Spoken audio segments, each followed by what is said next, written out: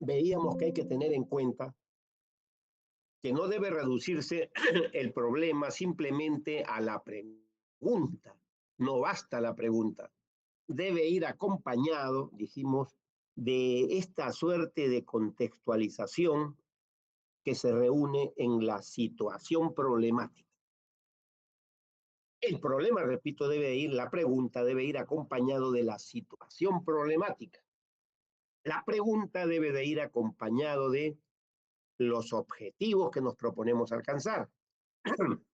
Y debe también ir acompañado de la justificación, es decir, por qué resulta importante realizar ese trabajo de investigación.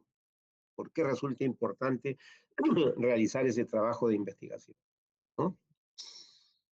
Muy bien, si nosotros vemos que el problema no se reduce a formular simplemente la pregunta, llevaremos en cuenta que cuando me digan a mí, a ver, formula tu problema de investigación, yo sé que tengo que partir de mi tema, tengo que haberlo delimitado.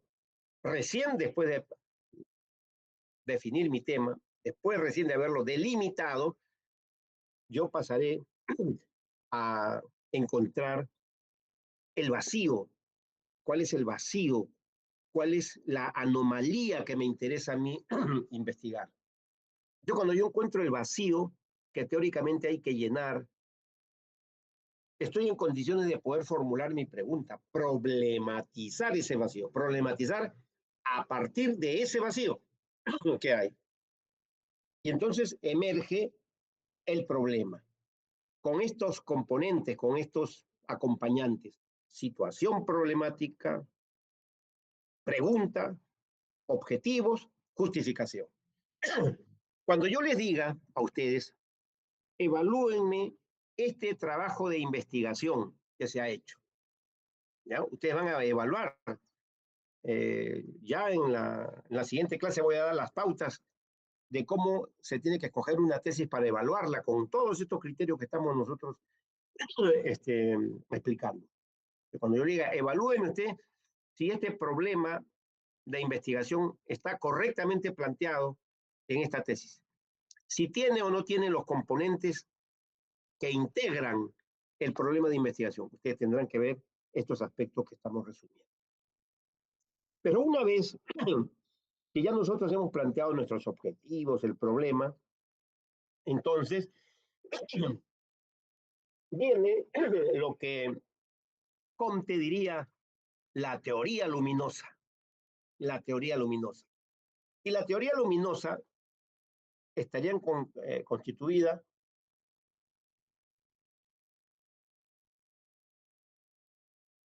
la teoría luminosa estaría constituida por, diríamos así, las explicaciones que existen ya sobre sobre la realidad que me intenta a mí explicar, que yo intento explicar, ¿no? ¿Qué cosa es lo que se ha avanzado científicamente en la explicación de ese problema o de estos problemas? ¿Cuál es la teoría existente en torno a esto? ¿O cuáles son los puntos de vista teóricos que existen sobre el problema que a mí me interesa investigar? ¿Verdad? Entonces aquí ya nos estamos preocupando por el marco teórico. Es decir, de toda la teoría que puede estar en un investigador, ¿cuál es la porción de toda esa teoría? ¿Cuál es la parte de esa teoría que me sirve, que yo debo utilizar para explicar el problema, para darle una solución a ese problema? ¿Mm? La teoría es así como dicen algunos, ¿no? Es como la lupa, es como la lupa con la cual yo miro la realidad, ¿no? Y la miro más grande, más neta, más exacta, más precisa, ¿no? Sé a dónde debo mirar, sé qué me interesa mirar, sé qué es lo esencial. Eso me lo dice la teoría, ¿no? Entonces, cuando yo tengo el problema planteado, podríamos decir que existen dos posibilidades, ¿ya? Cuando hay un problema planteado, existen dos posibilidades. Una, Si es un problema de la vida cotidiana, bueno, eso se puede resolver, explicar, entender, simplemente con el conocimiento cotidiano, con la experiencia del día. Para eso no se necesita ciencia. Ustedes tienen 80.000 problemas, pero no todos esos problemas los abordan con una teoría científica. Esos problemas a veces con la experiencia que tienen, con la experiencia del papá, de la mamá, del amigo, del profesor, los consejos y todo, simplemente lo resuelven sin entrar a formularse todo un aparato metodológico científico, ¿no? Entonces, problemas sencillos de la vida cotidiana se resuelven con explicaciones de la vida cotidiana, con la experiencia de la vida cotidiana. Pero problemas formulados académicamente, científicamente, solamente pueden abordarse, solamente pueden alumbrarse, explicarse con la teoría científica. Por lo tanto, sin teoría académica científica, no hay pues investigación científica, ¿no? Eso es así de contundente. Nosotros estamos por el momento explicando, dijimos, el enfoque cuantitativo. ¿Por qué estamos viendo el enfoque cuantitativo? Porque las fases, las etapas que exige una investigación cuantitativa son de una u de otra manera inamovibles, regulares. Siempre todas esas etapas deben estar presentes. En cambio, las investigaciones cualitativas son más flexibles. Puede aparecer hipótesis, no puede aparecer hipótesis. La hipótesis puede aparecer al comienzo, a la mitad, al final. Hay una suerte de irregularidad aquí. En cambio, en las cuantitativas no. Se siguen la secuencia lógica inevitablemente. ¿Ya? Entonces, el marco teórico va a ser algo fundamental porque yo, solamente apoyándome en el marco teórico, puedo formular una hipótesis científica. Una hipótesis a partir, relacionada, que esté involucrando el conocimiento científico. Fíjense, ¿eh? Miren bien las diferencias, muchachos. Miren bien las diferencias. ¿Eh? Existen problemas de la vida cotidiana, hipótesis en la vida cotidiana. Ustedes todos los días formulan hipótesis, todos los días, pero esas son hipótesis de la vida cotidiana. Y todos los días esas hipótesis las resuelven con los conocimientos que tienen de la vida cotidiana. Su conocimiento del día se mueve, como dirían los fenomenólogos, se mueven formulándose problemas, encontrando soluciones a esos problemas, pero sin entrar mayoritariamente al mundo académico y científico. Los científicos sociales, los científicos sociales se plantean problemas académicos y científicos y los problemas no pueden enfocarlos, no pueden intentar comprenderlos con las explicaciones de la vida cotidiana. Obligatoriamente tienen que buscar la teoría científica, la teoría luminosa, como dice Comte, ¿no? Y con la teoría científica es con la que ustedes razonan, con esa teoría ustedes razonan, y con esa teoría van a llegar a la explicación, a formular una posible alternativa de explicación. Esa posible alternativa de explicación, llamada hipótesis, es la que ustedes intentarán, según el positivismo, demostrar, según el falsacionismo, falsarla, someterla al bombardeo, ¿no? De situaciones así, para ver si cae o no cae, para ver si responde o no responde a los cuestionamientos que se le hacen. Dos perspectivas distintas. ¿Ya? Entonces, estamos aquí viendo de que si la secuencia lógica de un trabajo de investigación es el tema, la delimitación, formulación de un problema, formular un problema con todo lo que hemos visto, establecer las hipótesis previo a la definición del marco teórico, la etapa de la contrastación de las hipótesis, los hallazgos y las conclusiones. Este camino, estas etapas son ineludibles para una investigación con enfoque cuantitativo. Ineludibles para una investigación con enfoque cuantitativo. Ubicados así ya dentro de este tema, veamos en principio qué cosa es la teoría. ¿De dónde surge la teoría? La teoría surge de la realidad. No hay otro camino. No hay teorías innatas. No hay teorías innatas. ¿Ok? No es que nosotros ya nacemos con ciertos conocimientos. No es así. Entonces la teoría viene a ser resultado originada en los hechos, en la práctica. En la práctica, ¿no? Y por lo tanto, no es de que exista simplemente una relación así eh, activa para la realidad, pasiva para la teoría. Eso ya lo hemos visto nosotros cuando trabajamos la teoría del conocimiento en el idealismo, la teoría del conocimiento en el materialismo mecanicista, en el materialismo de Marx, cómo es, qué cosa es la sensorialidad, la nueva sensibilidad, cómo se dinamiza esto, ¿no? Entonces vamos nosotros del examen de la realidad, el entendimiento,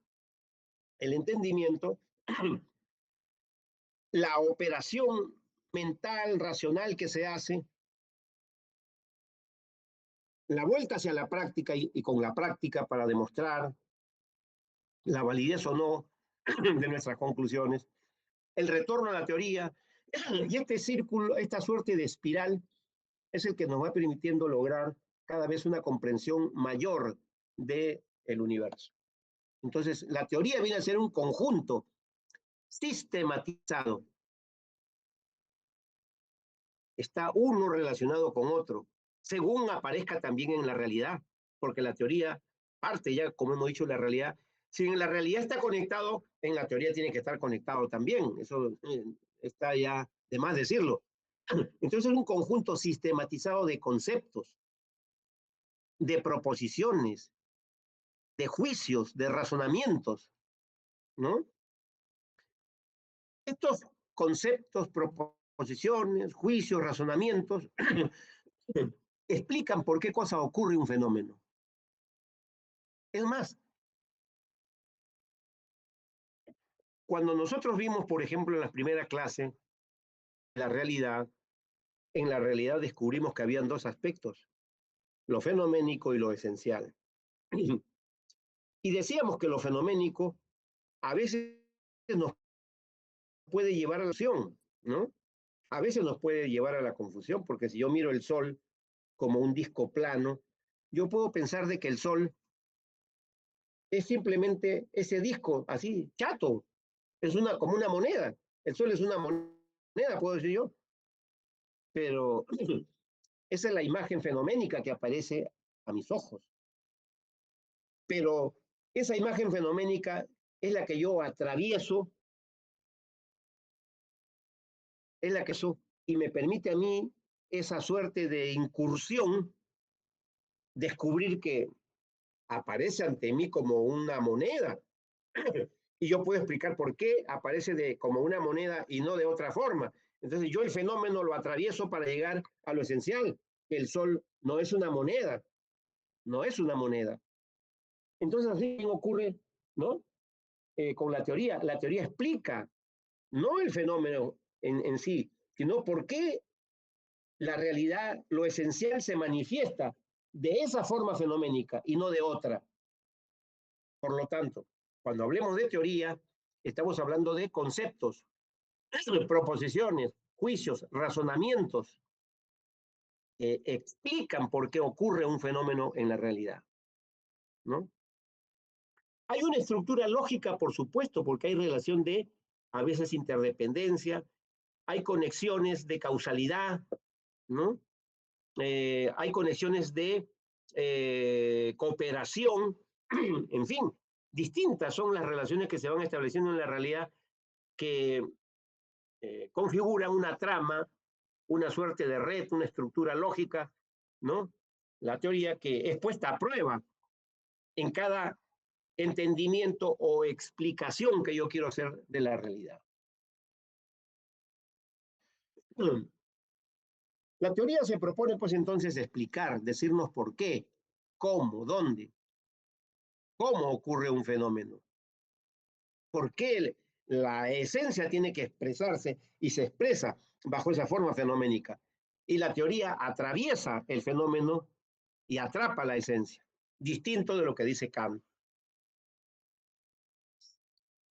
La teoría también sistematiza y ordena los conocimientos, ¿no? O sea, no es una masa, diríamos así, caotizada de información.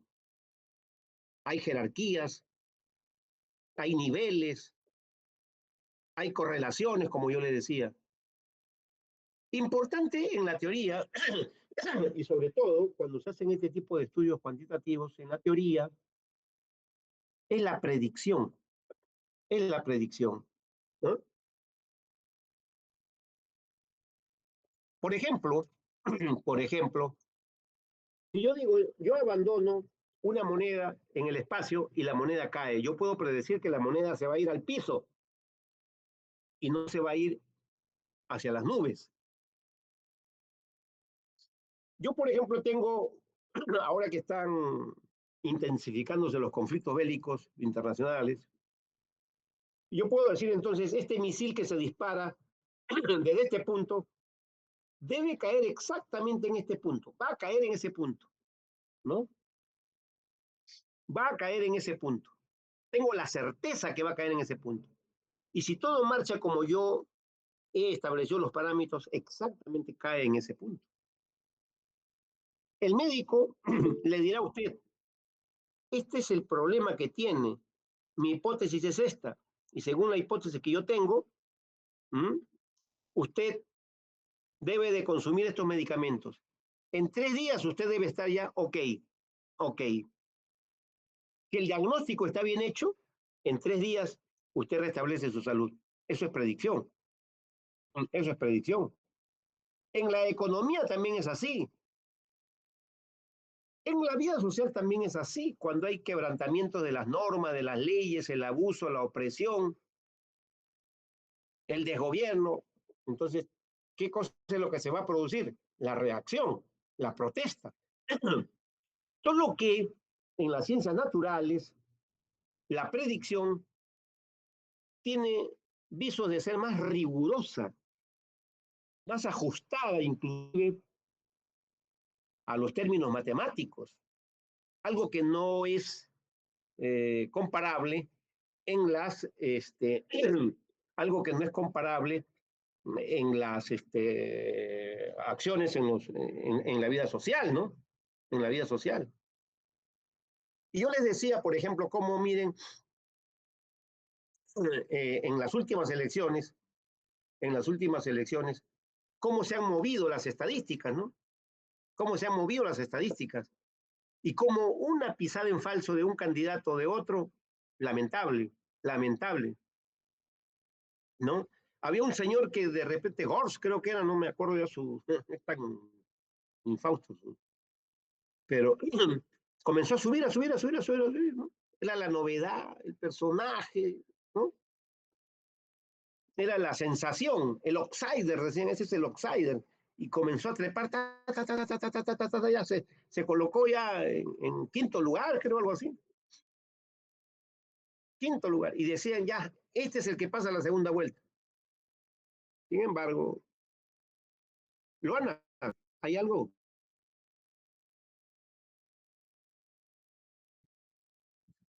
Te escucho bajito, muy bajito, Luana.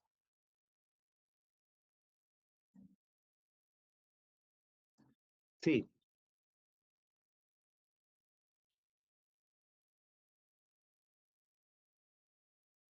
claro. La hipótesis demuestra una afirmación. La hipótesis demuestra una afirmación.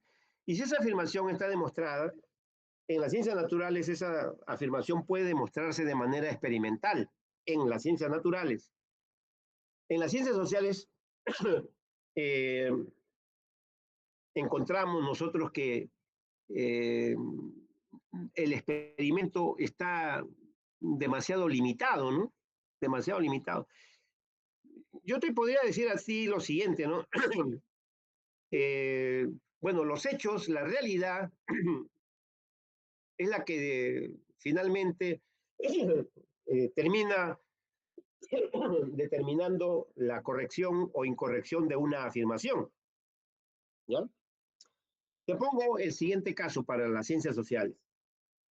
En los años 90, mira, en los años 90, el gobierno de Fujimori sostuvo de que la política de libre mercado, la política de libre mercado, iba a sacarnos a nosotros de la situación de pobreza y de miseria, ¿no?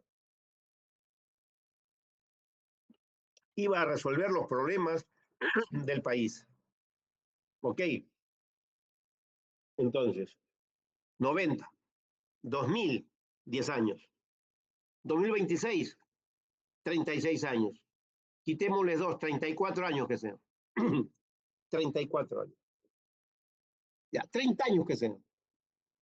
Fíjate tú, mira, después de 30 años se puede evaluar y se puede decir si en realidad el país logró desarrollarse, superar la miseria, superar la pobreza, en fin, ¿no?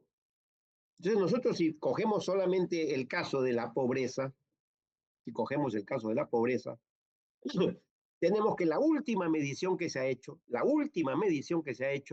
dice que la población peruana, el 25.7% de la población peruana, 25.7% de la población peruana vive en situación de pobreza, 25.7. Pero aquí nos han hecho trampa, aquí nos han hecho trampa. ¿Por qué razón? ¿Quién es pobre en el Perú? Pobre en el Perú es aquel que gana 15 soles, 15 soles al día. O sea que si un padre de familia trabaja y es pobre, ese señor gana 15 o menos de 15 soles al día. Pero la esposa a veces no trabaja porque tiene que cuidar a los hijos. Entonces te imaginas tú que en un día una persona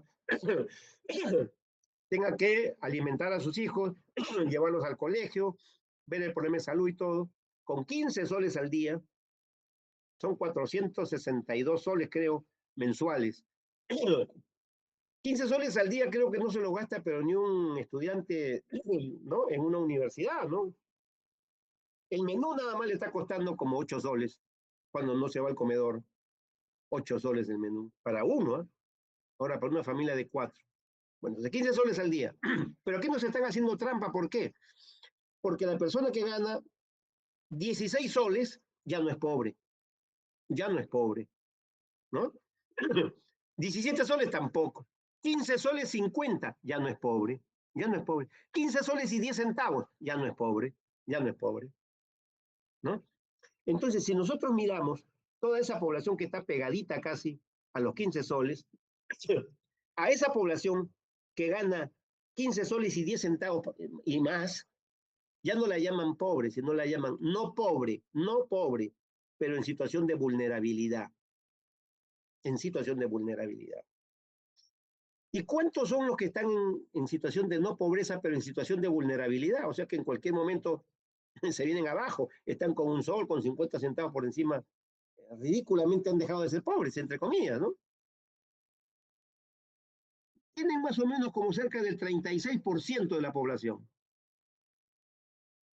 Más o menos, grosso modo se calcula que más del 60% de la población está en situación de pobreza. Solamente que algunos los han maquillado como vulnerables y a los otros como pobres.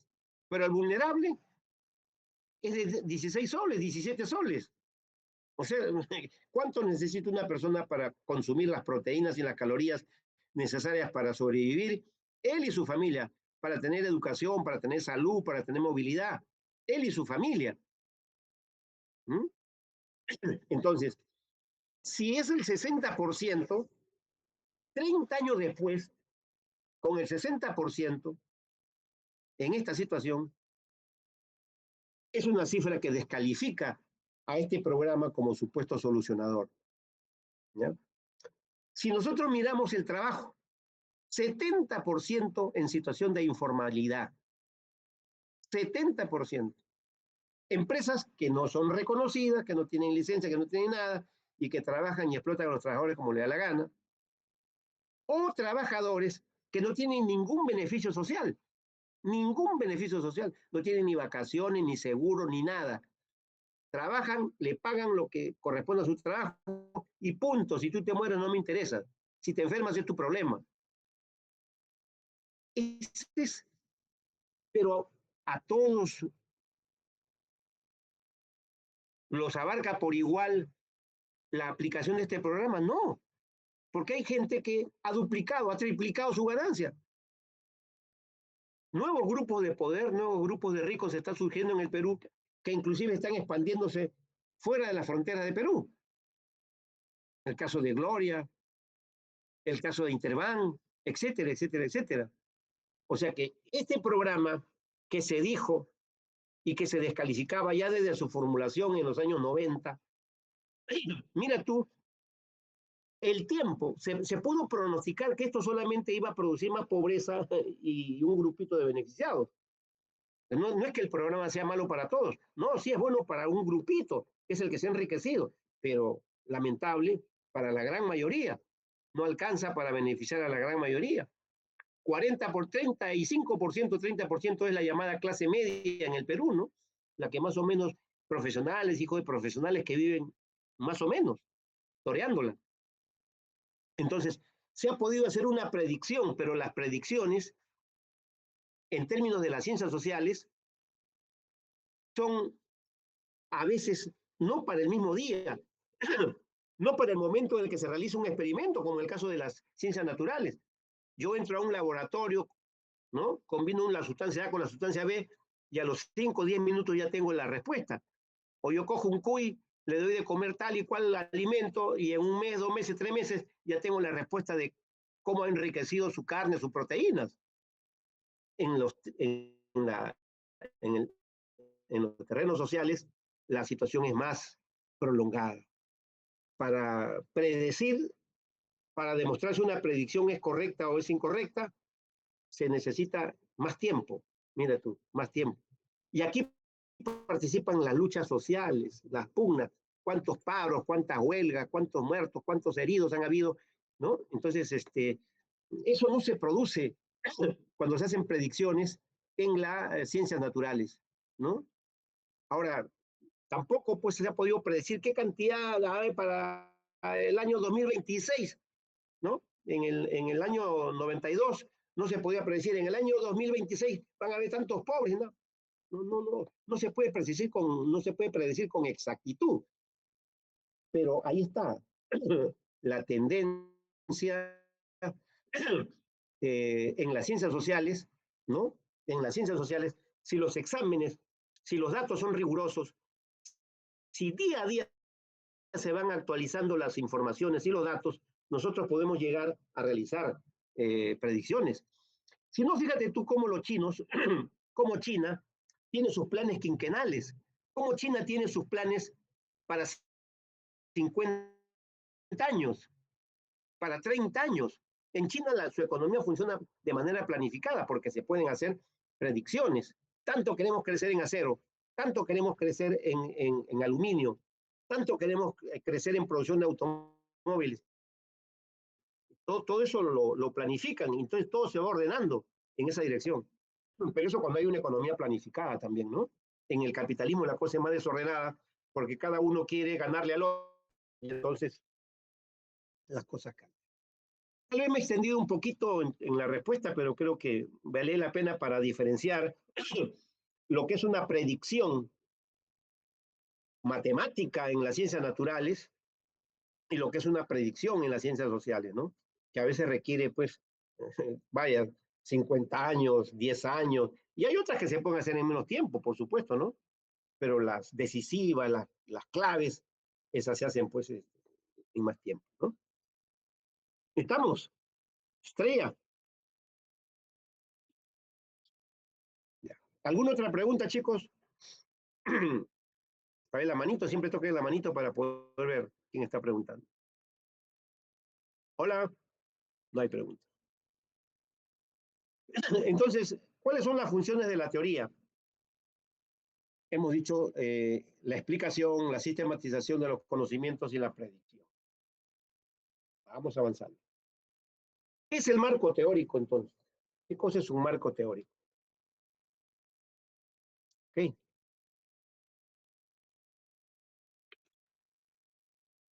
Yo le voy a poner a ustedes ahora lo siguiente, ¿ya? Hemos dicho que,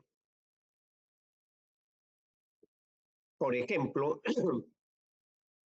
cuando hablamos de un problema, para formular una hipótesis, yo necesariamente en la ciencia necesito de la teoría científica. Sin teoría científica no se pueden formular hipótesis científicas. No se pueden formular hipótesis científicas. ¿Ok? Ahora bien, me interesa explicar esta relación entre la teoría y la hipótesis científica, entre la teoría y el problema científico. Concéntrense, muchachos, en el ejemplo que les voy a poner, ¿ya? Concentrados en el ejemplo que les voy a poner.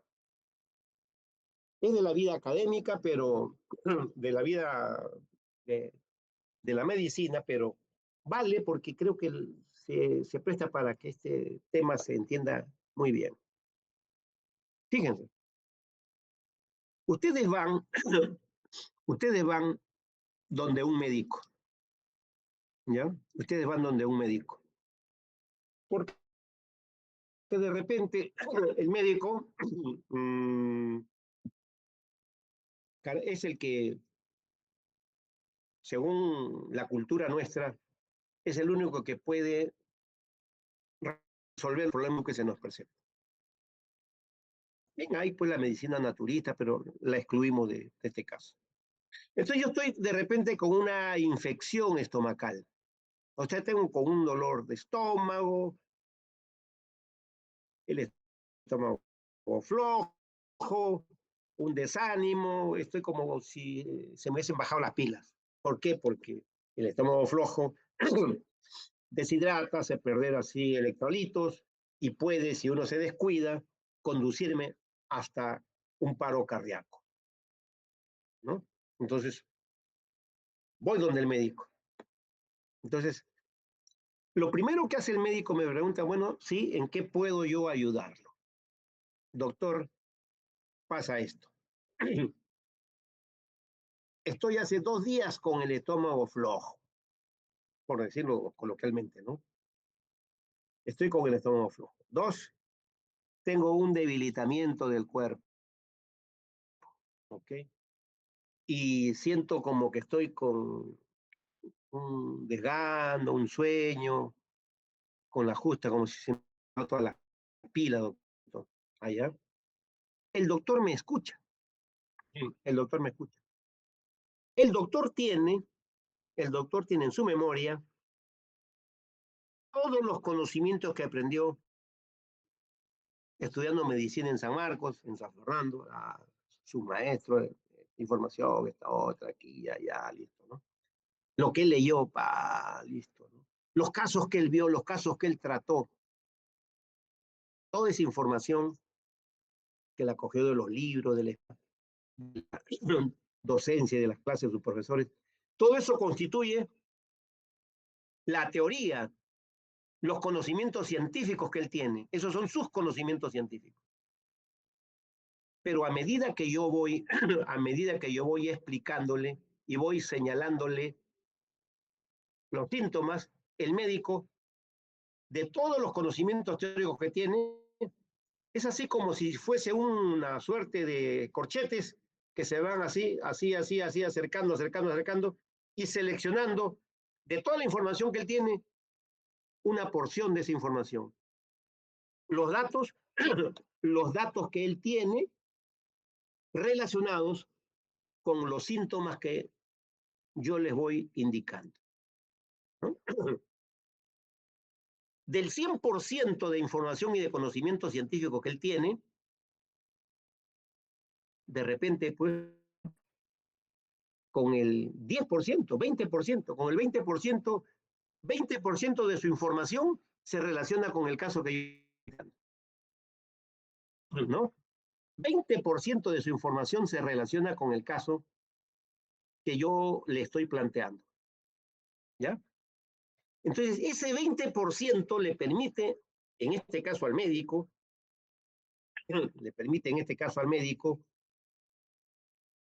ir entendiendo, dice, estómago ligero, puede ser el accionar de alguna bacteria o de algún virus, ¿ya?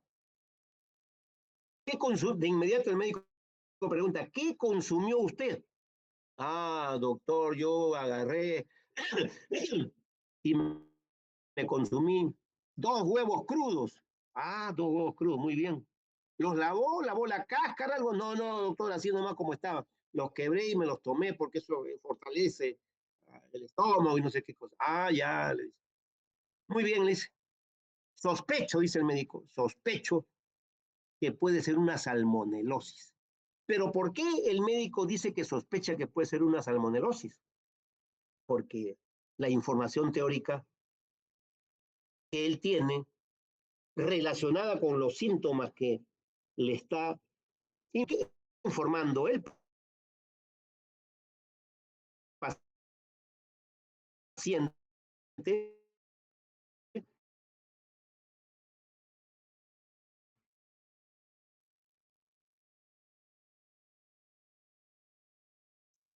le dice de que las salmonelas pueden producir ese cuadro de síntomas, ese cuadro sintomático, ¿no? Ese cuadro. Entonces el médico deja de lado lo que él conoce sobre amígdalas, sobre corazón de trabajo. Sospecho que puede ser una salmonelosis. Pero tengo yo, guiándose por su teoría, por la teoría luminosa, como diría Comte, guiándose por su, sospecho de que aquí lo fuerte. Vamos a hacer un análisis de heces. Efectivamente, se hace el análisis de heces y se encuentra,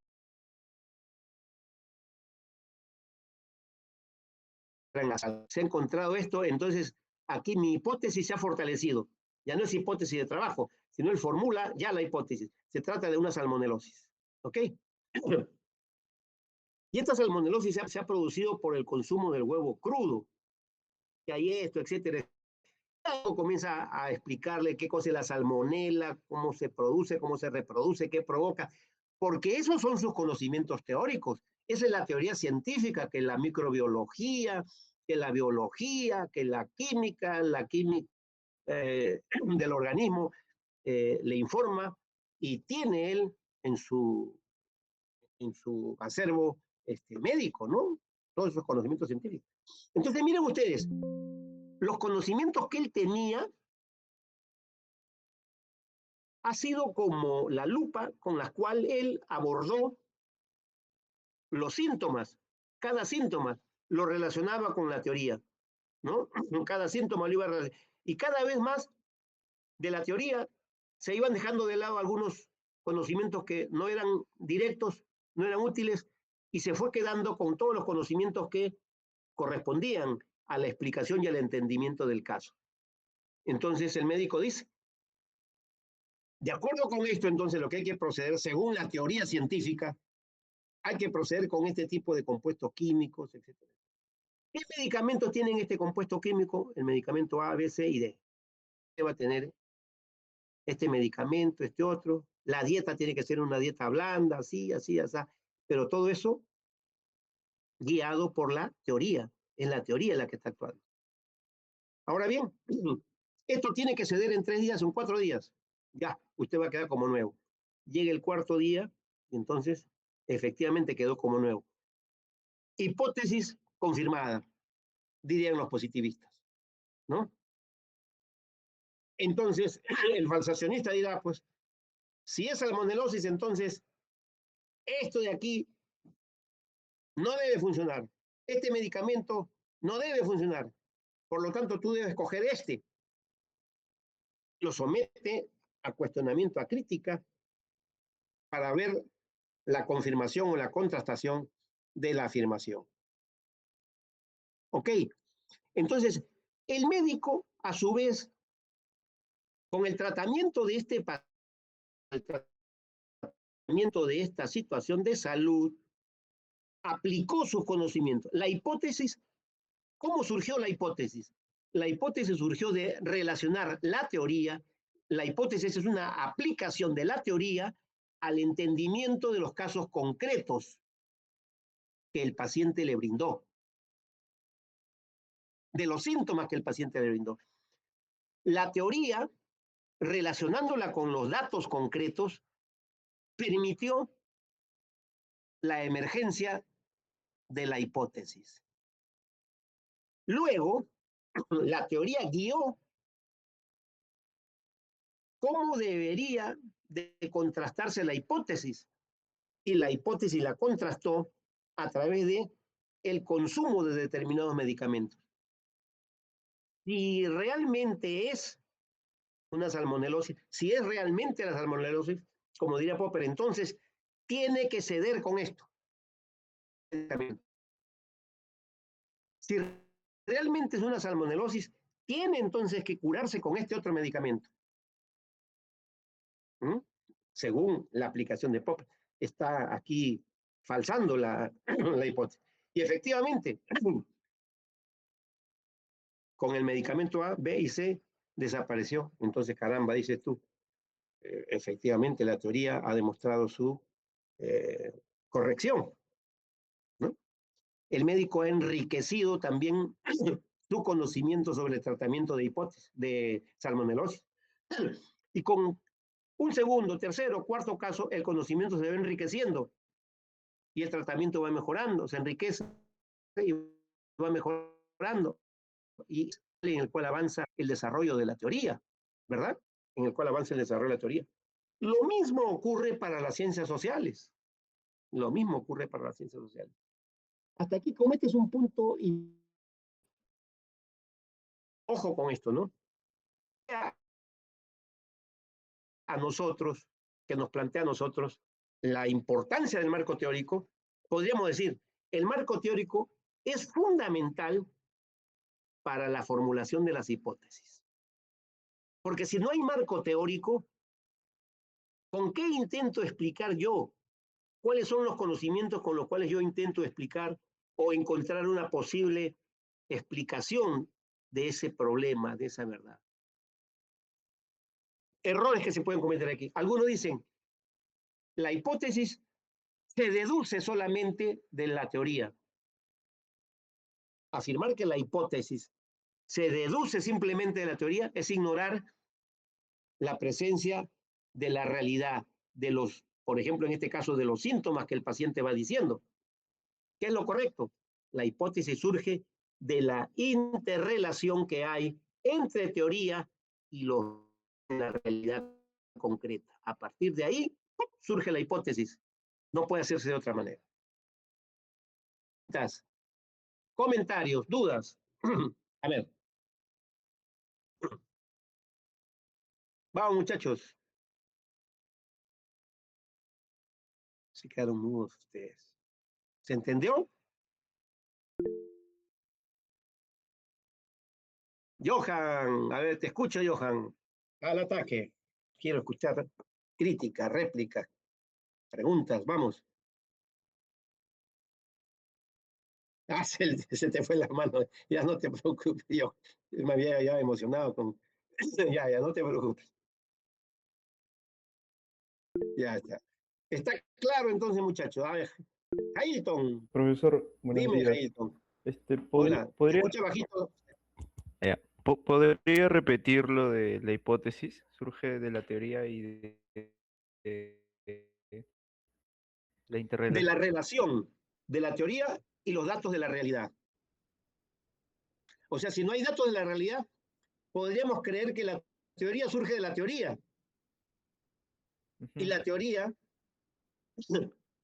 si no se relaciona, si no se vincula con la realidad, no se desarrolla nada, ¿no?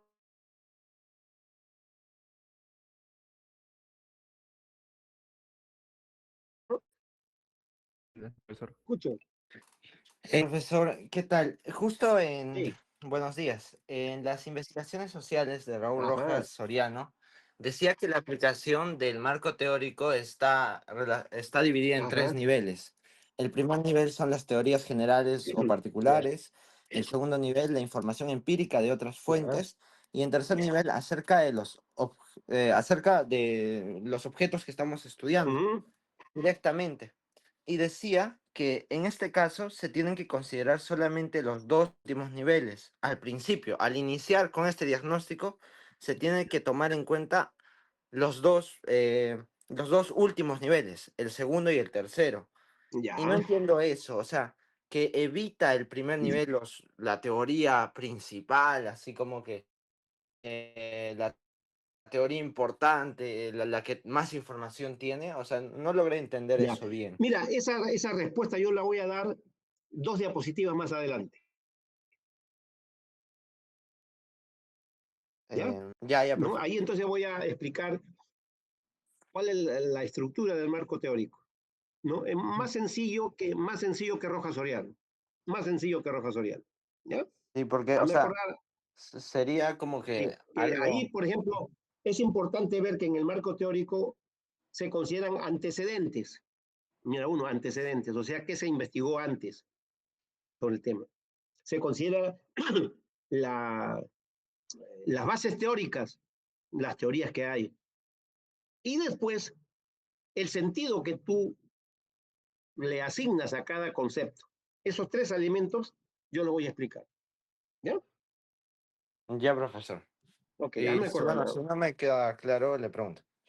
Claro, claro que sí, muy bien. Rodrigo, te escucho.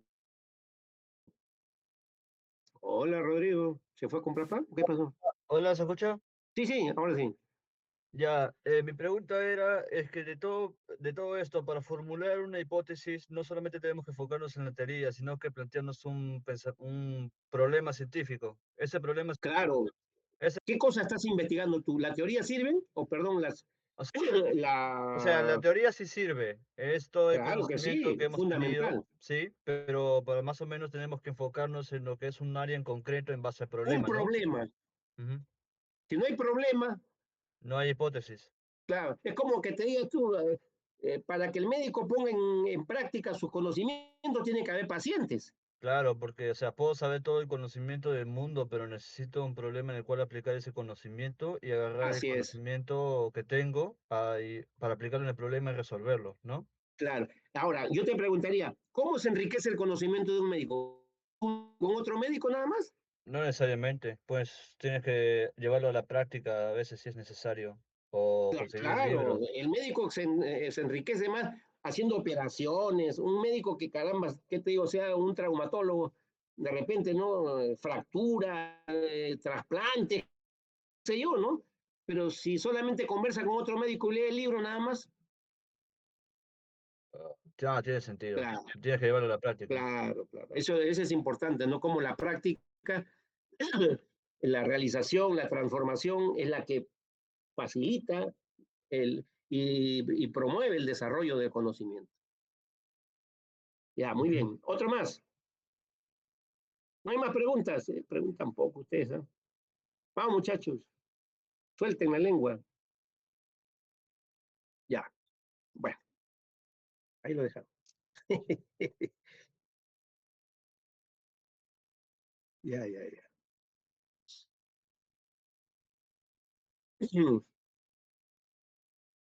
Muy bien.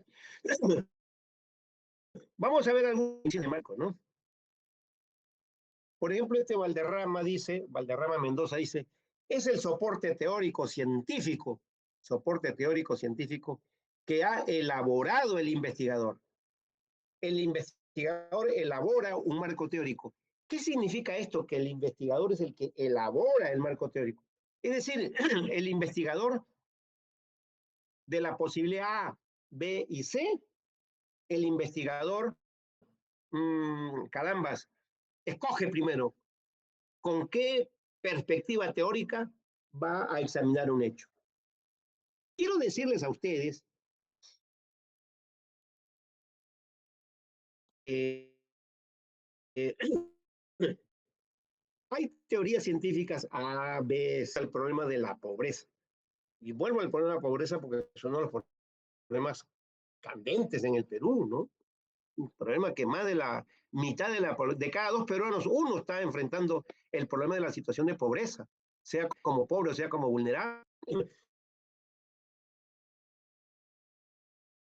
Entonces, si yo quiero investigar, por ejemplo, la situación de pobreza en San Marcos, entonces yo me planteo el siguiente problema, ¿no? Me digo, ¿no? ¿Cuál es la característica que tiene la población en situación de pobreza en San Marcos? Yo tengo que determinar, en principio, el monto, la cuantía de pobres en San Marcos, ¿ya? O de hogares pobres, hogares en situación de pobreza, para ser más claro, ¿no? Entonces tengo aquí ya planteado el problema, tengo mis objetivos, he delimitado San Marcos en estos últimos 3 años, ya en estos últimos 3 años. Ya está delimitado, ya está también planteado el problema, ya me he planteado mi hipótesis, ¿no? Yo digo, la situación de pobreza en San Marcos es una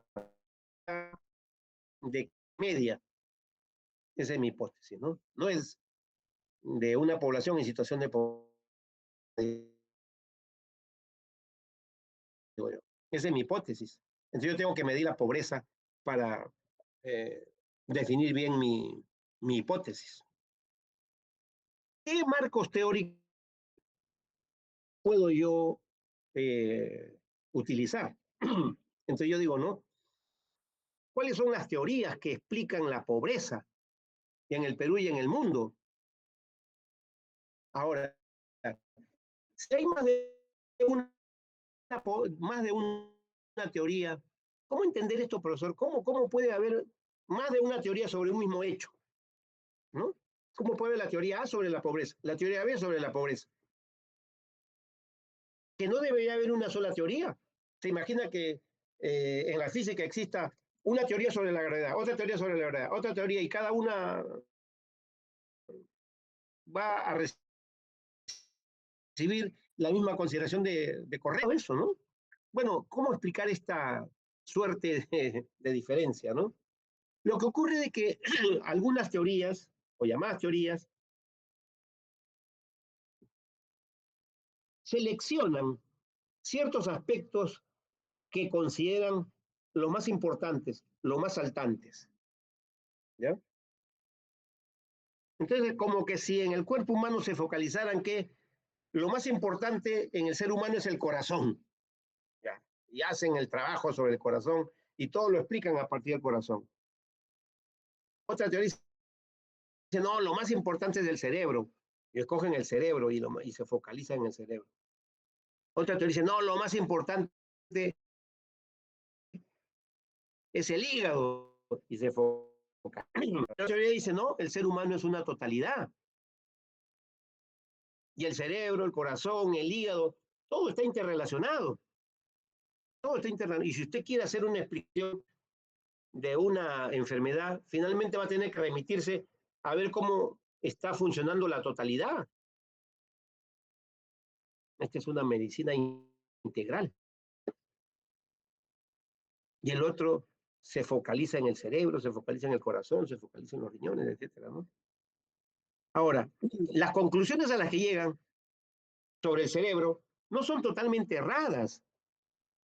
Han examinado muy bien el cerebro, pero es limitado en el sentido de que no consideran la interrelación entre cerebro, por ejemplo, y oxigenación a través de la circulación de la sangre.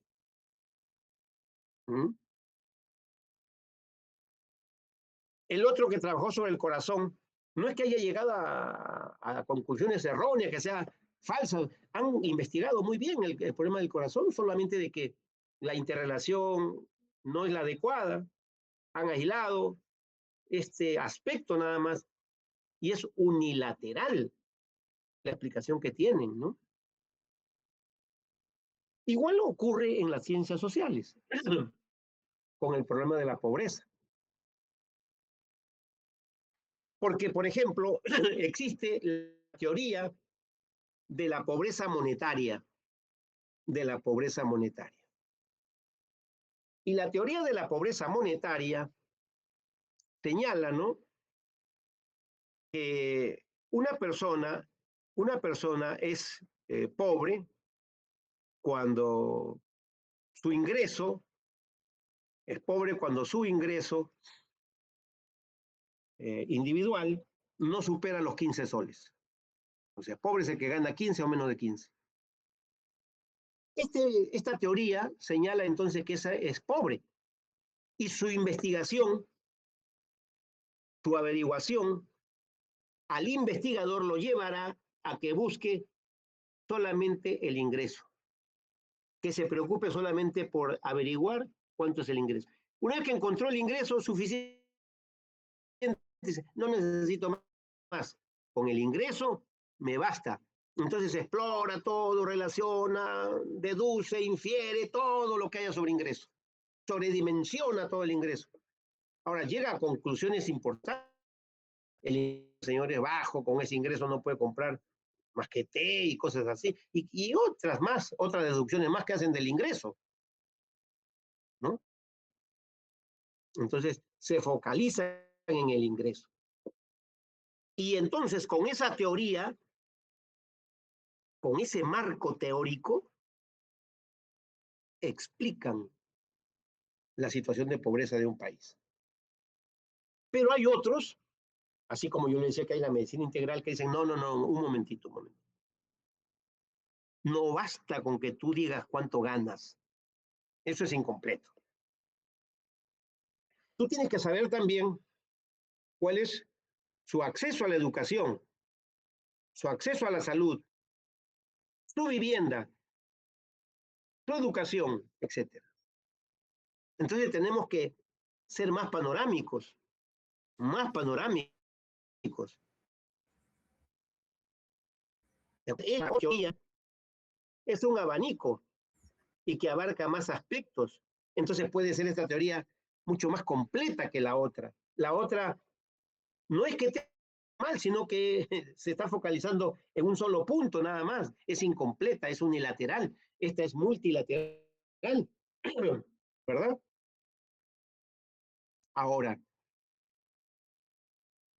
en el problema de la sociedad, hay un asunto que es importante también, y esto lo veíamos al comienzo de la clase con la información que nos daban los chicos, ¿no?, acerca de la noticia que había aparecido, ¿no? Entonces, en la sociedad, como existen intereses sociales distintos, como hay clases y grupos sociales encontrados,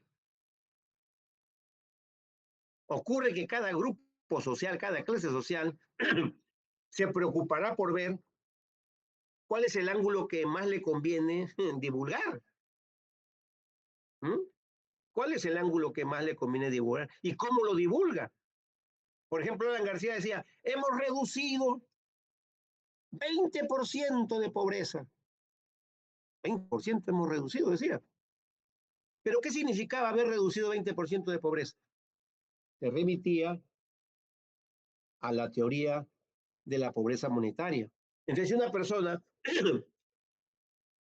por decir hoy día, de 15 soles pasaba a ganar 17 soles, ya salió de la pobreza. Ese sería un señor que estaría incorporado en el 20% que decía el gobierno de Alan García, los empresarios y todo, en el que se había reducido la pobreza. Pero todo esto, pues, es una suerte de manejo un poco mañoso de la estadística. ¿Se dan cuenta? Y ese marco teórico permitía que se haga ese manejo, o permite que se haga ese manejo, ¿verdad? Entonces hay teorías que son más limitadas, que se prestan a una mejor utilización de los grupos de las clases sociales en conflicto, y hay otras que son pues más, más panorámicas, más completas, ¿no? Entonces, cuando tú estás haciendo una investigación, tú tienes que decidir con cuál teoría tú vas a realizar tu trabajo. O con la teoría de la pobreza monetaria o con la teoría de la pobreza multidimensional. Tú eliges eso. Salvo que tú trabajes en el Banco Mundial, en el Fondo Monetario Internacional, y ahí sí tú no puedes elegir. Ahí te dicen, no, se mide con esto, y se acabó el asunto. Adiós, pampa mía con, yo discrepo, que no. Tú trabajas para mí y así se hace el trabajo. ¿Verdad? Pero si tú eres un investigador independiente, autónomo en tus decisiones, entonces tú dices, no, yo voy a trabajar con esta teoría, porque me parece más objetiva, más integral, más completa. La otra es demasiado unilateral, muy floja. Saca algunas conclusiones, sí, pues, pero no tan completas, ¿no? No tan completas. Entonces tú tienes que buscar la información, los artículos, los libros, todo, donde esté la información sobre la teoría que tú has escogido. Entonces tú vas, así como el médico, seleccionando, juntando los datos, los conocimientos científicos para ver el caso de la salmonela, solo que él mentalmente, él no tiene que ponerse en ese momento a leer los libros, porque eso ya él lo sabe, es una cuestión ya más elemental, ¿no? Pero cuando se trata acá de una investigación más académica y de mayor profundidad, tú buscas pues artículos académicos, artículos científicos, ¿no? Libros, buscas conferencias, en fin, tesis, todo lo que se ha investigado. Y todo eso recibe el nombre de elaborar, formular tu marco teórico, elaborar tu marco teórico. Por eso dice, es resultado de una revisión bibliográfica, ¿no? Es investigación que tú tienes que hacer. Y tú vas a darte cuenta después, como en las diapositivas que continúan, ¿no? Cómo es que se estructura un marco teórico y por qué tú tienes que hacer una revisión bibliográfica también, ¿ya? Hernández y otros dicen, es un compendio escrito de artículos, libros, documentos que describen el estado pasado y actual del conocimiento sobre el problema que yo estoy estudiando. Eso es que si yo seleccioné una teoría, ¿qué significa que yo haya seleccionado esa teoría? ¿Qué me exige a mí hacer el haber seleccionado una teoría? Pero el marco teórico nos ayuda a documentar cómo es que nuestra investigación nos ayuda a entender, a interpretar. Entonces, ¿en qué consiste elaborar un marco teórico? En sustentar, en elegir, ¿no? Una teoría, luego de que yo haya escogido y haya formulado mi problema, los objetivos, para de esa manera, con esa teoría, yo pueda analizar, o como dice Rojas Soriano, encuadrar mi estudio. ¿Ya? Ahora, acá viene el problema, lo que le decía a uno de sus compañeros en la pregunta que me hizo. ¿Cuál es la estructura de un marco teórico? ¿Cuál es la estructura de un marco teórico? Miren ustedes, en un marco teórico necesariamente tienen que haber estos tres componentes, ¿ya? Difiere un poquito más, un poquito menos de lo que dice Rojas Soriano, pero la experiencia me lleva a plantear y a resumirlo en estos tres. No es que difiera radicalmente de lo que dice Rojas Soriano, ni de lo que diga Sampier. Es una manera de titularlo, rotularlo, dividirlo en partes que van a ser más entendibles para el estudiante, menos confusas para el estudiante. ¿Ya? Entonces, Entonces, ¿cuál debe ser el primer elemento que yo, resuelva en la elaboración de mi marco teórico? Los antecedentes. Ojo con esto. Ojo con esto. Recuerden, así como el problema tenía situación problemática, objetivos, pregunta y justificación, el marco teórico tiene tres componentes. Antecedentes, bases teóricas científicas y definición de términos básicos. Va a ser importante para la evaluación de las tesis que ustedes hagan y para cualquier trabajo de investigación que quieran hacer. Cuando ustedes ya estén terminando su carrera y quieran elaborar su tesis, estos son los antecedentes.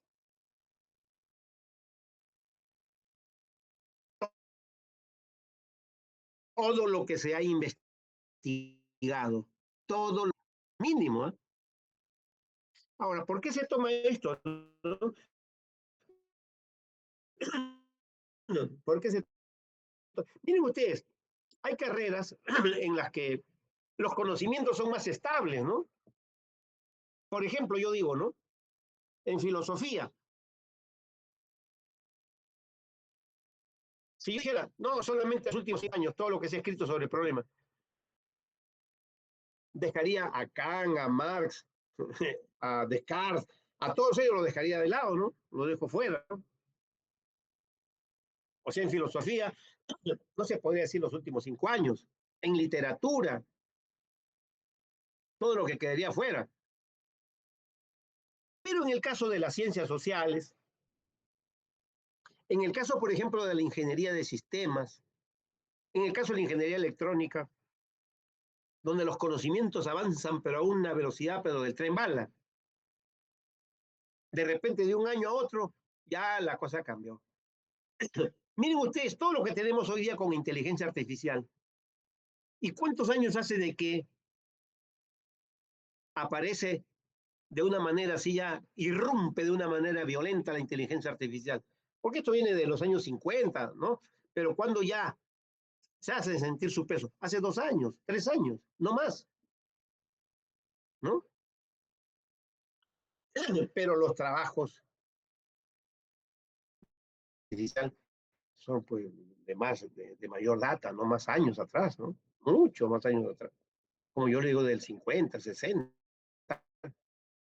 ¿no? Ahora bien, entonces, se dice que un promedio, no necesariamente tenemos que ajustarnos a ese promedio, pero se estila poner por manía, los académicos dicen, los últimos 5 años por lo menos. ¿Qué se ha producido? Cuando dicen los antecedentes, ¿cuál es la situación, investigación del problema que tú has elegido? ¿Ya? Entonces, bueno, entonces si yo digo, yo voy a investigar la pobreza en el Perú, entonces yo tengo que buscar qué es lo que se ha investigado por lo menos en estos últimos 5 años sobre pobreza en el Perú. Si quiero puedo avanzar un poquito a Latinoamérica, si quiero puedo avanzar otro poquito al mundo, pero principalmente en el Perú. ¿Ya? ¿Qué se ha escrito? Entonces tengo que buscar sobre cómo se ha planteado, qué metodologías, qué teorías, qué trabajos han destacado más, qué problemas son los más así candentes hoy día, los que están, como se dice, en el centro de la batalla, ¿no? ¿Qué problemas están en el centro de la batalla? ¿Cuáles son los vacíos? Las anomalías.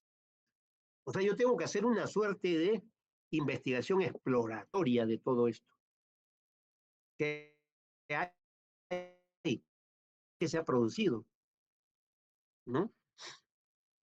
Porque justamente cuando yo examino los antecedentes, también puedo y debo encontrar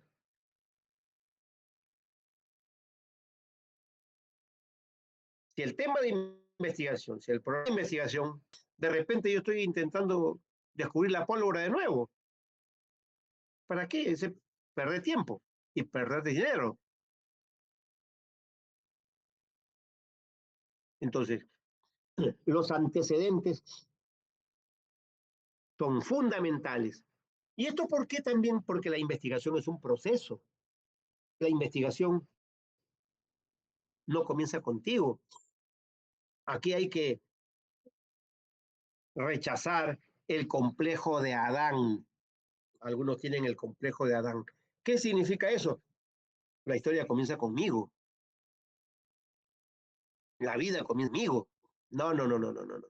Antes que nosotros hubieron otros científicos que también han tratado el punto. Y tenemos que ver de qué manera, con qué, cómo, para qué, por qué, etcétera, etcétera, etcétera. ¿Ok? Entonces esto supone toda una búsqueda bibliográfica,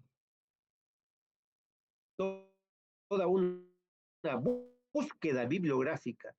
Esto es buscar en bibliotecas, en bases de datos, en todos los lugares donde yo pueda. Revistas, periódicos, artículos. Si más consistente y densa es la búsqueda y el hallazgo de los antecedentes, mejor información voy a tener yo para saber qué es lo que está por hacerse y qué ya se hizo. ¿Dónde debo yo, hacia dónde debo encaminar mis esfuerzos y qué cosa ya no debo tocar porque ya fue? ¿Mm? ¿Se entiende hasta aquí? ¿Se entendió hasta ahí? Muy bien, muy bien, muy bien. ¿Algunas preguntitas? Eso, muy bien. Ajá. De la asistencia, por favor. Estrella. A ver, Rodrigo. Estrella, no se olviden. Rodrigo, ¿qué pasó? Hola, profesor. ¿Me podría repetir más que, o sea, más o menos los problemas en concreto que tendremos que investigar? Hace un momento lo he dicho. ¿Cómo los O problemas sea, que los no te entiendo la antecedentes pregunta. pueden ser puntos de referencia, pero no podemos tomar como concepto los antecedentes, sino como referencias Cuando para buscar temas.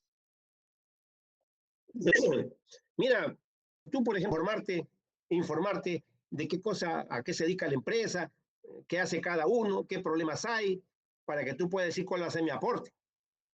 Ujú. Igualito sucede cuando tú vas a investigar.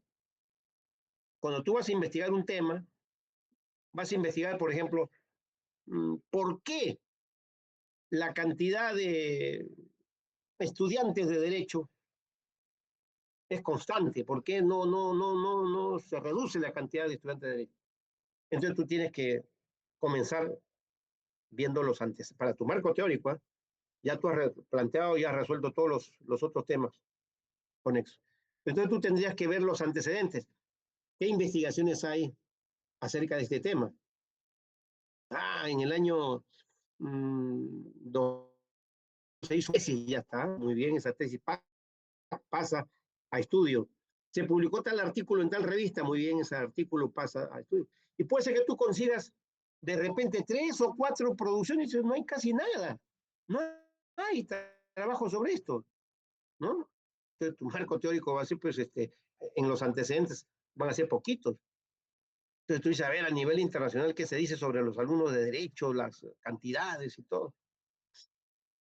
¿Ves? Pero de repente tú planteas otro tema sobre las consecuencias del aborto, ¿no? En la integridad física de la mujer. tú vas a encontrar, pero un huaico de artículos, libros, eventos. Entonces tú tienes ahí para escoger una cantidad enorme, ¿no? De Ya se ha información. repetido el tema, claro. Claro, entonces depende mucho de los temas, ¿no? Hay temas que son tan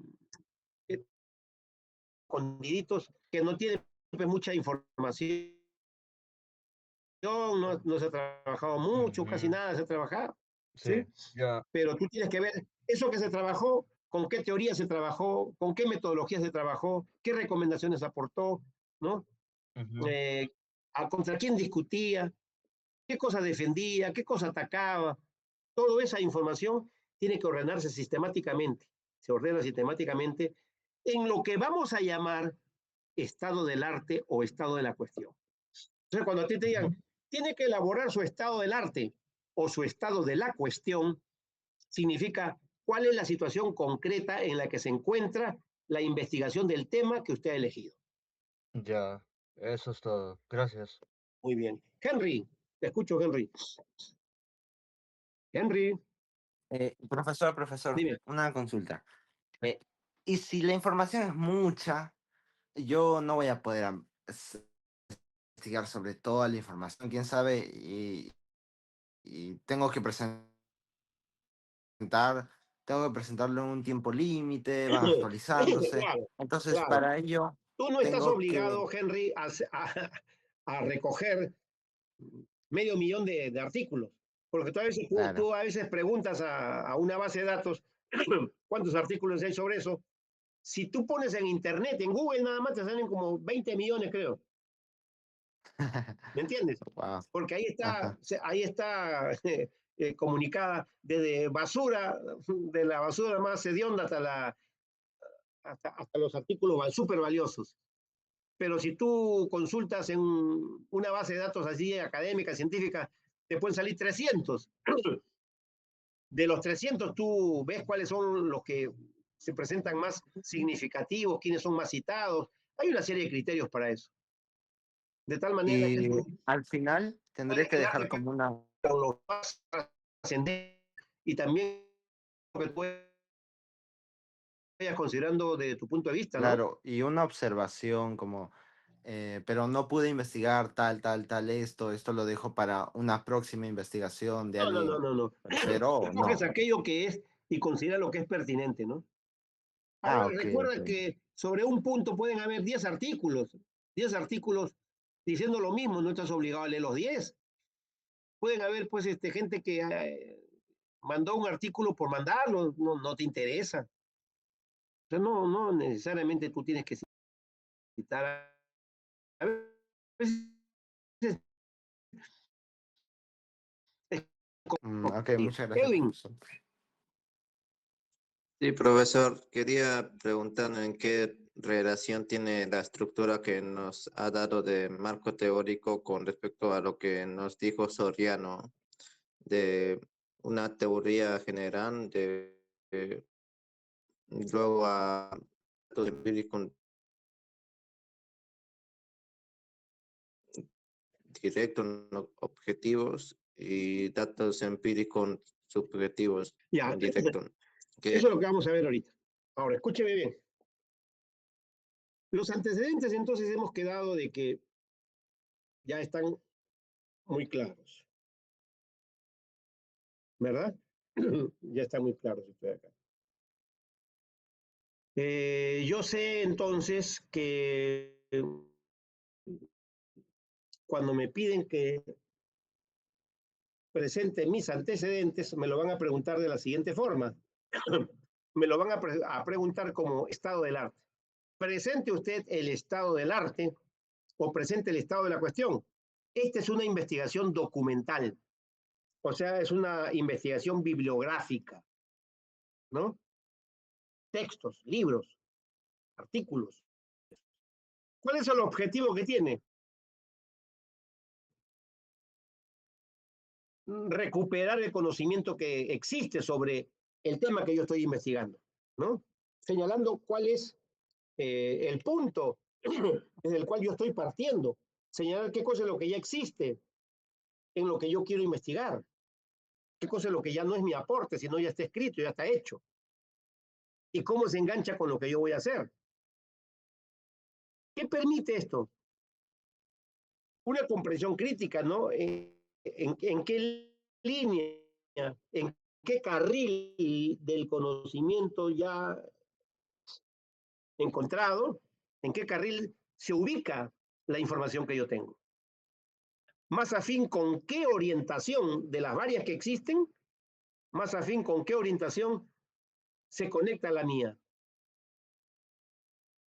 Entonces, a partir de estos conocimientos que ya existen, yo voy a decir, bueno, conocimientos. Y entonces, frente a lo existente, como yo les decía, el estado del arte me va a permitir a mí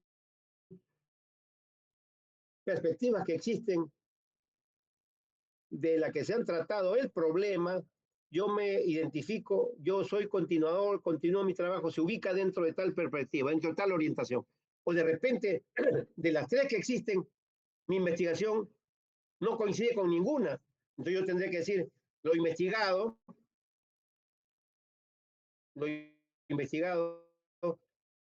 eh, está asumido de una manera crítica por el autor, por mí. Entonces yo abro y quiero señalar una nueva perspectiva, diferente, crítica de las tres que están, que son las más importantes acá, ¿no? Y entonces yo hago también una revisión crítica de todo lo que se ha producido. Hay dos citas, hasta tres creo, a ver, vamos a ver. No, dos son. Dos, sí. Miren ustedes, el APA define así el estado de la cuestión. Miren cómo define, ya estamos entrando a ver el APA, ¿no? Esta documentación, estas normas de la Asociación de Psicólogos a nivel internacional, APA, dice, ¿no? Dice lo siguiente, partiendo de acá. ¿Qué cosa es el estado del arte? Es una selección de resultados.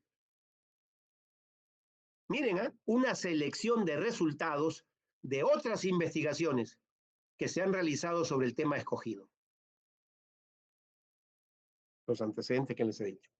El estado del arte, entonces, selecciona, no te dice a ti, tienes que buscar toditos y mencionar a toditos, eso sería equivocado.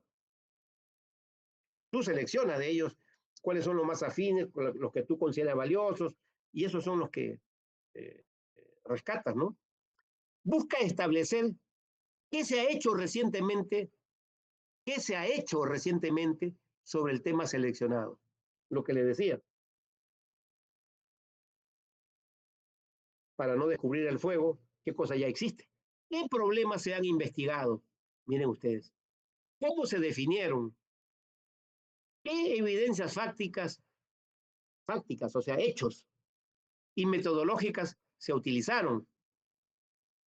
¿Cuál es el producto logrado?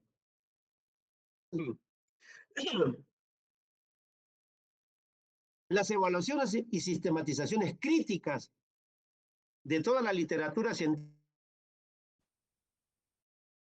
que ha sido publicado sobre una temática o problema específico.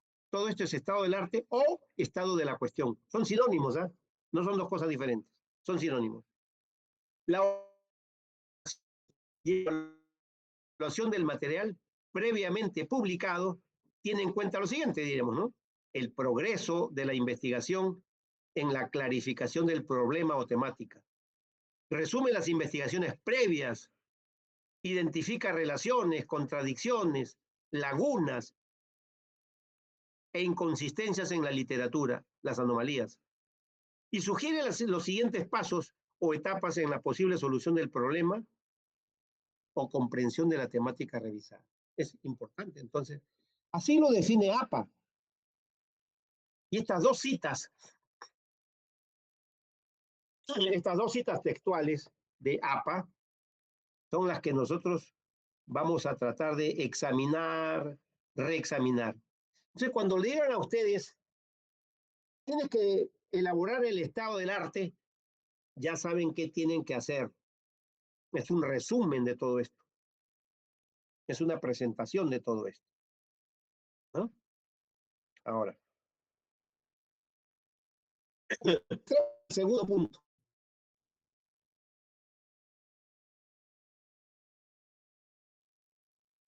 ¿Algún comentario quieren hacer? ¿Alguna pregunta que quieren hacer? Yo estoy así, pasando de poquito en poquito, despacito, despacito. Edwin, dime. ¿Puede explicar mejor el estado de cuestión? Es lo mismo que estado del arte, le dije que son sinónimos. ¿Sí? Ok, son sinónimos. Cuando te piden el estado del arte o estado de la cuestión, ¿qué significa cuestión? Cuestión es problema. Por eso Engels habla, las cuestiones fundamentales de la filosofía, los problemas fundamentales de la filosofía. El estado de la cuestión, ¿cuál es el estado en el que se encuentra la investigación del problema? Otros autores lo llaman estado del arte. No se dejen marear ustedes con eso. No se dejen marear con eso. Y cuando le dicen, debes tú entregar el estado del arte. Ah, ya. Ahora, cuando yo busco en Internet, yo puedo buscar, por ejemplo, estado del arte de la investigación sobre la masculinidad. Estado del arte sobre derecho de la mujer. Sobre la teoría de género.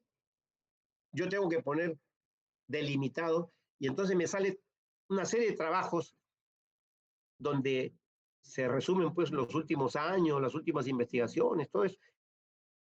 Ya saben, ¿qué respuesta es la que le va a traer Internet, Google o una base de datos o lo que fuera cuando ustedes le piden el estado del arte o estado de la cuestión? No se dejen marear.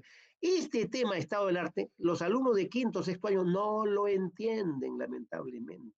Cuando dicen, preséntame el estado del arte, ¿qué arte? Yo no soy artista, profesor. No, no, te están pidiendo por el estado de la cuestión. ¿Qué cosa es lo que se ha investigado sobre este tema? Sí, es así, para llorar. Para llorar. Claro, yo no tengo la culpa. Pues, en otros. Grace, Profesor, Grace, te escucho. Profesor, bueno, disculpe. Le iba a entonces decir que el estado de arte o de cuestión viene a ser entonces el resumen que hemos encontrado el resumen de nuestro tema, Así digamos, es. De lo los investigado, antecedentes. los antecedentes, claro. Ajá, exacto. Es eso entonces. Eso es. Pero Ya, ese profesor. resumen ahora, ¿qué debe contener? ¿No? Yo les he dicho, por ejemplo, el autor sobre el tema metodológico, ¿no? En la parte metodológica en el estado del arte, ¿no? Entonces, metodológicamente, el autor fulano de tal ha utilizado estas técnicas, esto de aquí, esto de acá, y ha encontrado este tipo de resultados, ¿no? Distinto del autor tal que el autor tal. Entonces, vamos armando una idea de qué cosa es lo que se está utilizando, nosotros hacíamos, qué es lo que se ha avanzado, ¿me entiendes? Ese es el propósito, darle una idea de lo que existe.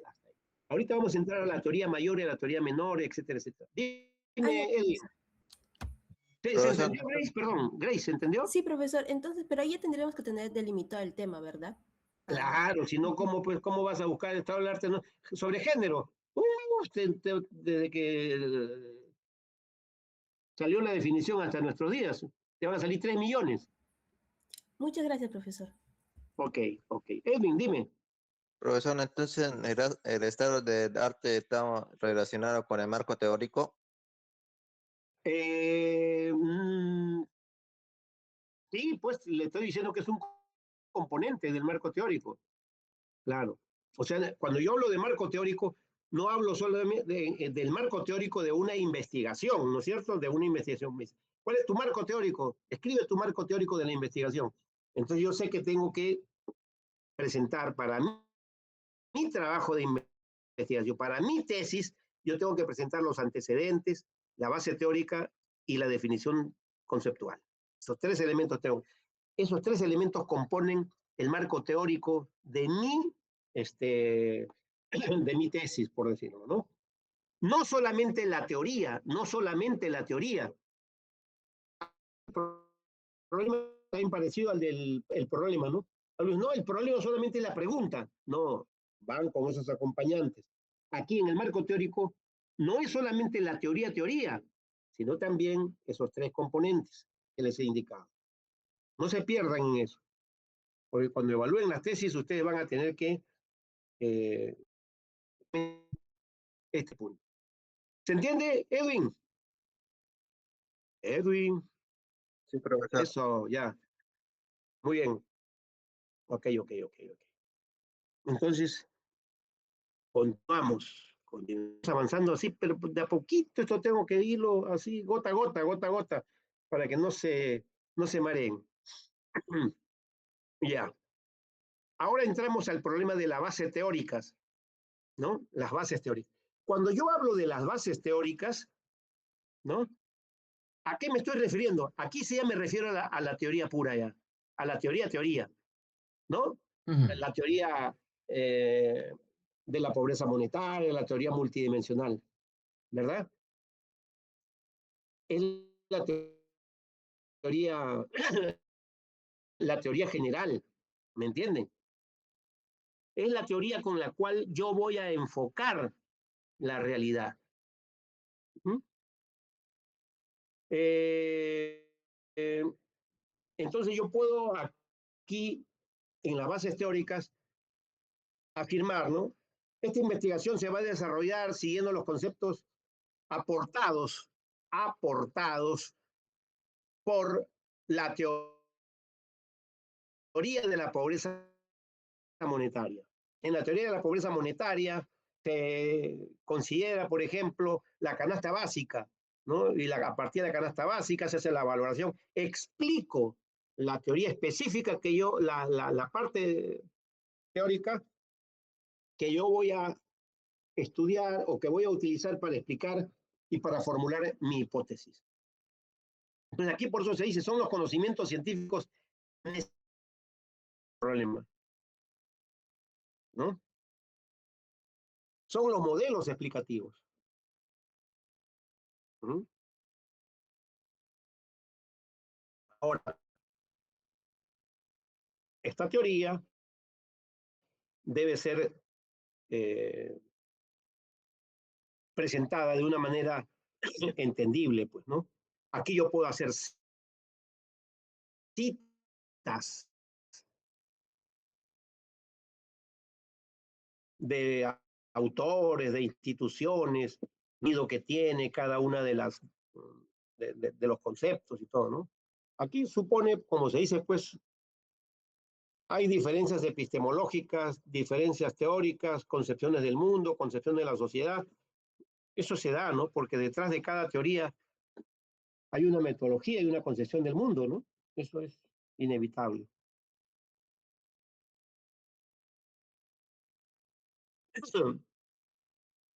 El tercer elemento es la definición de los términos básicos.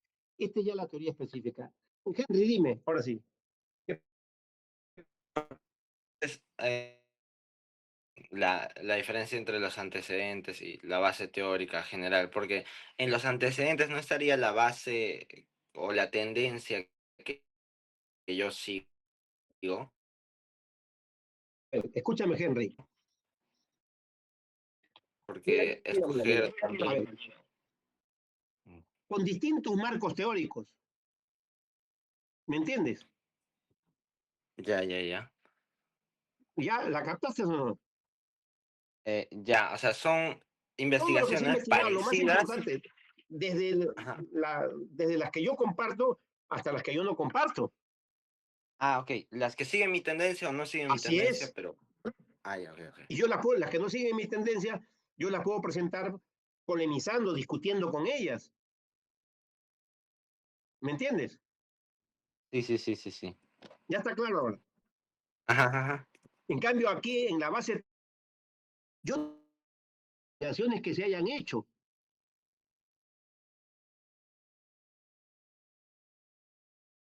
Aquí yo estoy presentando la teoría así Claro, sí. desnuda, ¿me entiendes? Ya está. Entonces, esto equivale como a la teoría general. La teoría general. ¿Eh?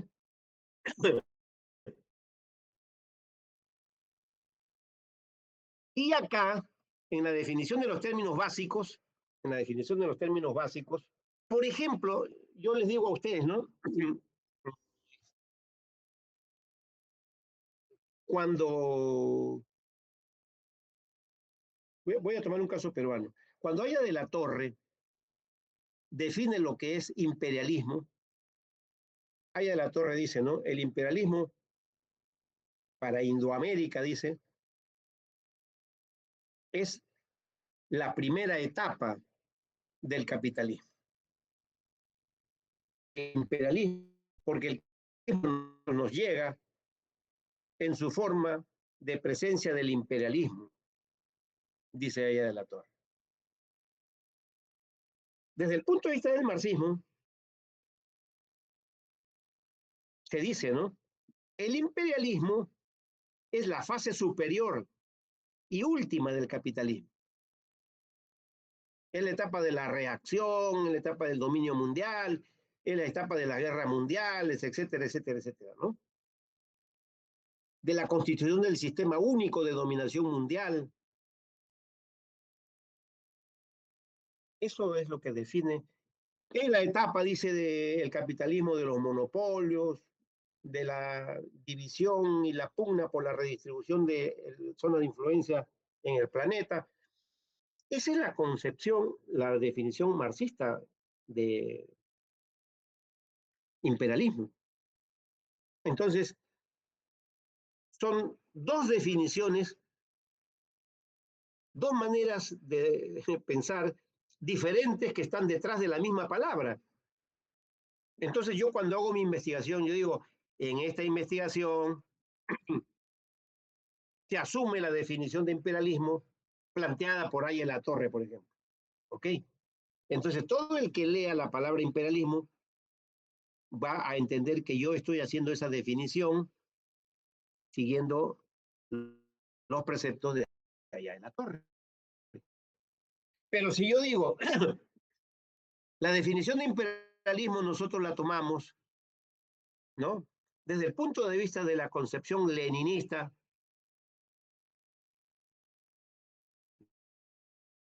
yo estoy asumiendo de que es el punto de vista marxista el que estoy tomando, ¿verdad? Y el que lea la palabra imperialismo se orientará a ver de que yo estoy asumiendo las cosas de esa manera. Ahora, el concepto de clase social. Clase social. Clase social, por ejemplo, para el funcionalismo, que es la sociología norteamericana, para el funcionalismo, clase social significa los grupos sociales constituidos según el ingreso económico que estos grupos tienen. Hasta tal monto, pobre, hasta tal monto, clase media, hasta tal monto, ricos o pudientes, ¿no? O también nosotros podemos encontrar la definición marxista de clases sociales. Para la definición de Marx de clases sociales o de Lenin de clases sociales, dice son grandes grupos humanos que se diferencian entre sí por la relación que tienen con la propiedad o no propiedad de los medios de producción fundamental, por la ubicación que tienen en el proceso productivo, por la distribución del valor creado en el proceso productivo. Tres aspectos. Si eres propietario o no propietario de los medios fundamentales de producción.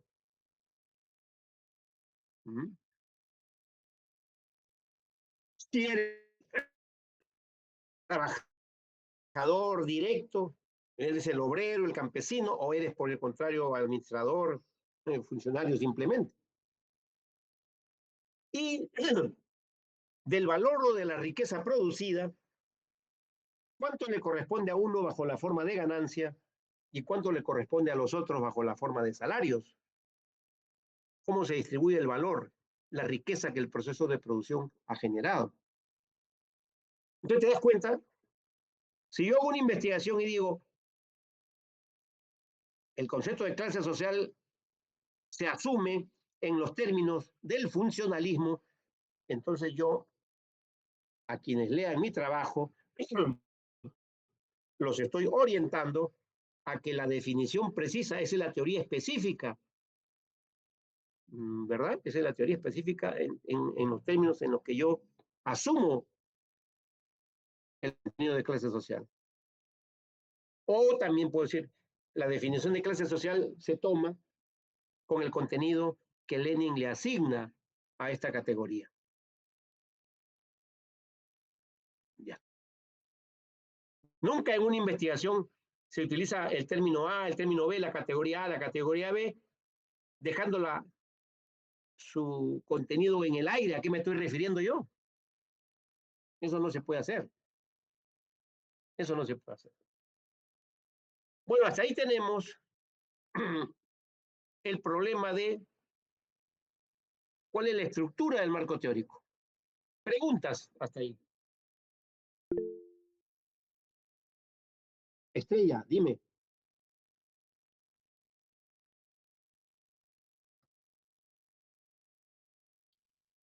Es un glosario.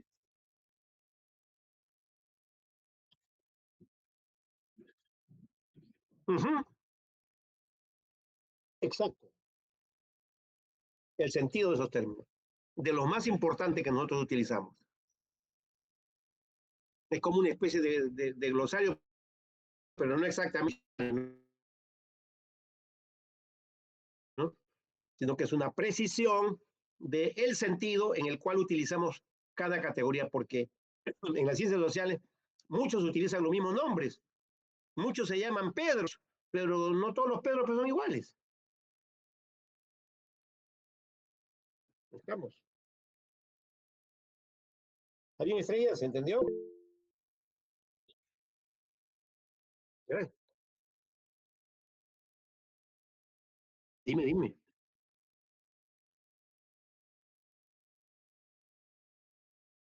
Ah, verdad, no teníamos break. A veces yo me emociono y me voy de largo. Bueno, son las 10:04. ¿Quieren tomar un descansito? Sí, todas las manitos están para arriba. Ya 20 minutos, pues hace falta que en el descansito llegue el control y nos Profesor, pesca el los... control llegó a las 8:30. ¿Ah, sí? Sí, lo he visto pasar por por unos fracciones de segundos y luego se fue. Ah, ya. Entonces podemos tomar nuestro descansito. Sí, pues porque ahora estamos más chequeados, estamos nosotros que